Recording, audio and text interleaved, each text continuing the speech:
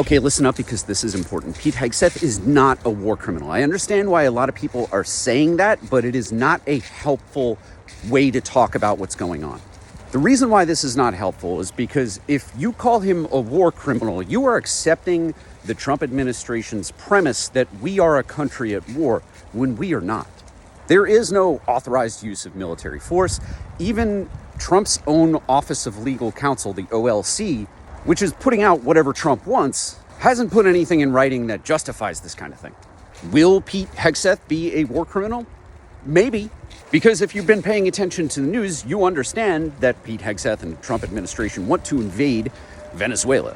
If not invade, at least use traditional military force to decapitate their government, which would cause a massive amount of chaos throughout all of Latin America. Let me make it clear for the MAGA morons who might be watching this video, even though there's just a few of you. I'm not saying that Maduro's a good guy. He's not a good guy.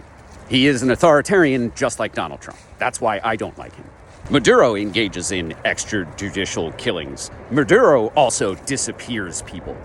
But back to Hegseth.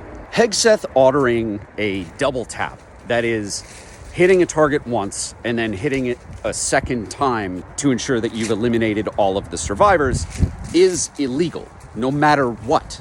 Now, in addition to Pete Hegseth, and this is also important, everyone throughout that chain of command who authorized that second strike especially, they also committed murder or engaged in a conspiracy to commit murder.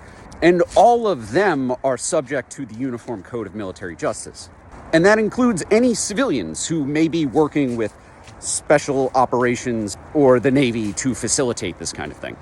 Remember how just like 2 weeks ago, Donald Trump was calling for a bunch of Democrats who served in the military or in the CIA to be tried for sedition, which he emphasizes the penalty could include execution? Well, they were right.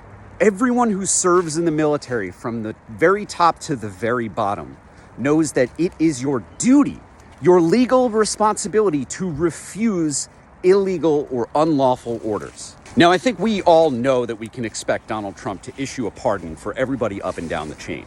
But we, the people, we shouldn't decide that prosecutions and investigations are unnecessary because Donald Trump will ultimately make sure that every one of his co-conspirators get away with it. We still have to exercise as if this democracy still works. And if the pardons are issued, we don't ultimately lose. If the pardons are issued, it is because we are still doing the right thing. We are still working to protect justice. And every time that Donald Trump goes out and does something that's so egregious that even MAGA is horrified by it, it weakens his coalition. And look, I know that Democrats might be a little skeptical or gun-shy about impeachment, but Donald Trump can't issue pardons to save himself or anyone else from being impeached. And that includes Pete Hegseth. And let me tell you, it would be a fuckload easier to impeach Pete Hegseth if Donald Trump issues him a pardon. So let's do our democratic duty, call for investigations, make sure that we've got all of the facts. Congress needs to fulfill its role. And let's put the pressure on the Republicans to impeach the Secretary of Defense, Pete Hegseth. Donald Trump doesn't have loyalty to anyone. You have never seen him maintain loyalty to anyone when they get too expensive for him. So he will eventually dispose of Pete Hegseth. And the world will be a safer place without Pete Hegseth as Secretary of Defense.